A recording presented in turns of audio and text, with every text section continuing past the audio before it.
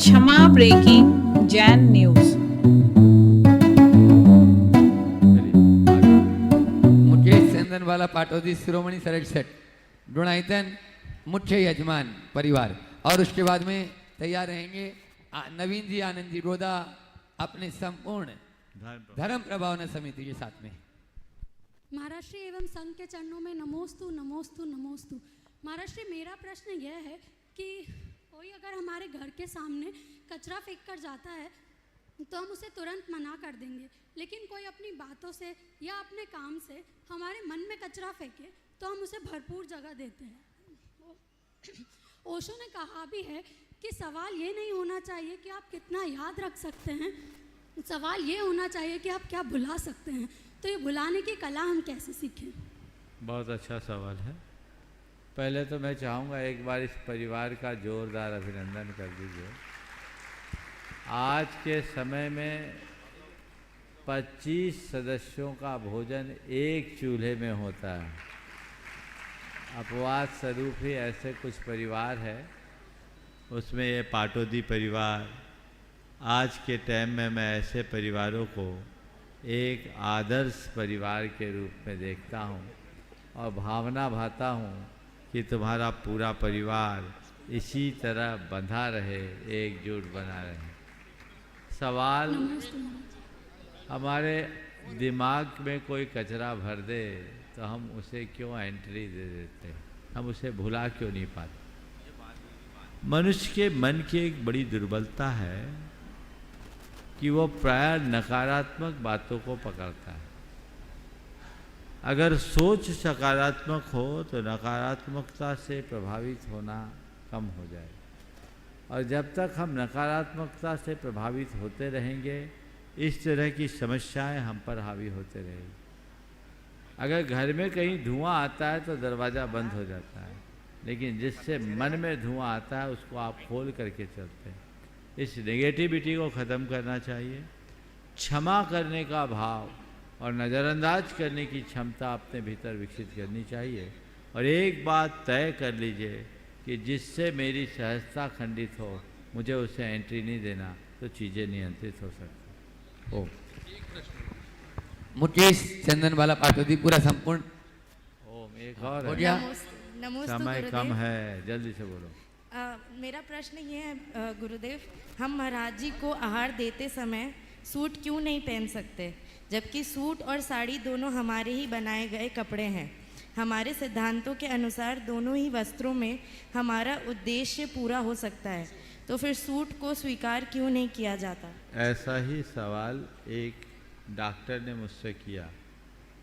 बोला महाराज हम आपको आहार देते हो धोती की जगह हम पैजामा कुर्ता पहन कर क्यों नहीं दे सकते। हमने कहा आप डॉक्टर? बोले हाँ डॉक्टर, प्रैक्टिस करने जाते जाते मेडिकल में प्रोफेसर थे। कौन सा कोट पहन कर जाते हो? बोले वाइट। बोले ब्लैक पहन कर क्यों क्यों नहीं चले जाते? बोले हमारी ड्रेस कोड है। हमने कहा ये हमारी ड्रेस कोड है। तो ड्रेस कोड को फॉलो कीजिए। इसलिए माना कि कपड़ा एक है लेकिन ड्रेस एक नहीं है, इसे ड्रेस कोड समझ गए। और एक बात बताऊं, जब तक आहार में हैं तभी तक तुम लोगों की साड़ी पहनने की आदत बची है, नहीं तो भूल जाओगे। नमस्ते और धोती पहनने की आदत भूल जाओगे, इसलिए पहनते रहो, उसी में भलाई है। समझ गए? नमस्ते गुरुदेव। आनंद जी रोदा अपने पूरे धर्म प्रभावना समिति के साथ में।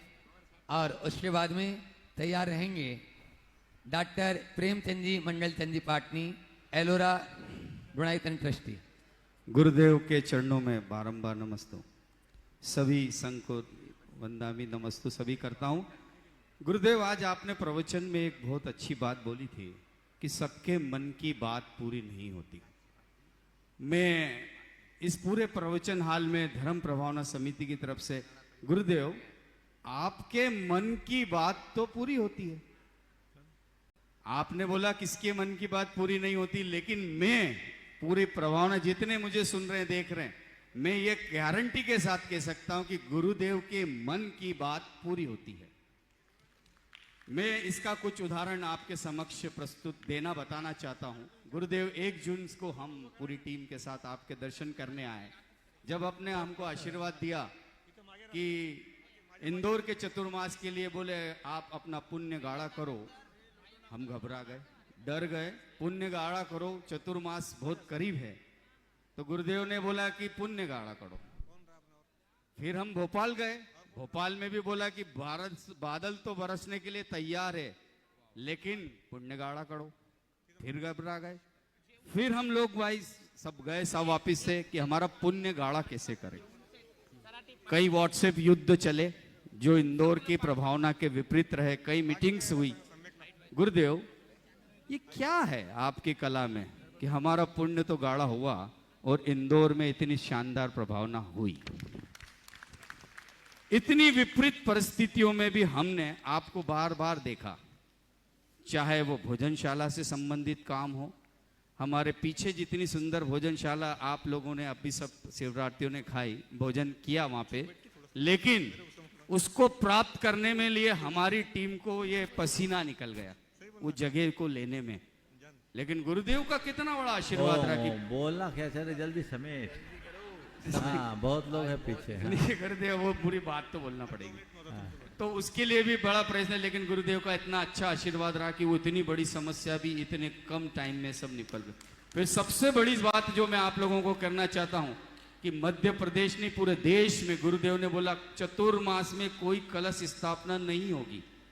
हम सारी टीम घबरा गई कि भैया चतुर्मास कैसे होगा। बोले एक यजमान चाहिए। तो एक यजमान को ढूंढना भी एक बहुत बड़ी बात है, जो हमारे पाटोदी परिवार आया और उसके साथ गुरुदेव का ऐसा आशीर्वाद था। एक यजमान के साथ 9 रतन और जुड़े और ये शानदार चतुर्मास जिसमें इंजीनियर, डॉक्टर्स, वकील और बिल्डर्स, बड़े बड़े लोगों के इवेंट हुए। तो गुरुदेव, मेरा एक छोटा सा सवाल है। अभी तक तो कि आप में ऐसा क्या है कि आपके चरण को छूते ही हमारी सारी बड़ी से बड़ी समस्या का निदान हो जाता है। ये समस्या जो आज इतनी बड़ी, मैं ईमानदारी से पूरी टीम खड़ी है मेरे साथ, समस्या भैया इंदौर लेवल की नहीं, बड़े लेवल की, चाहे ट्रैफिक की समस्या, मतलब हमारी गाड़ियों को खड़े ना करना, डीएसपी, कलेक्टर्स लेके नोटिस हैं, लेकिन गुरुदेव के चरणों में वो पैर पड़ते हैं। वो सब बोलते भैया आप आपके हिसाब से कर लो, हम तो तुम्हें नोटिस देंगे, तुम जवाब ही मत दो। ये कलेक्टर्स के हैं हमारे पास ऐसी सूचना है। तो गौर के जोरदार ताली बजाएं भाई साहब। और धर्म प्रभावना समिति से कोई गलती हुई हो तो आप हमें क्षमा करें। अब बताएं, इसका जवाब दो। मैं तो कहता हूँ कुछ चीज़ों को राज बने रहने में ही फायदा है, इसलिए राज को राज रहने दो। सब बातें बताने का औचित्य नहीं है। बहुत बहुत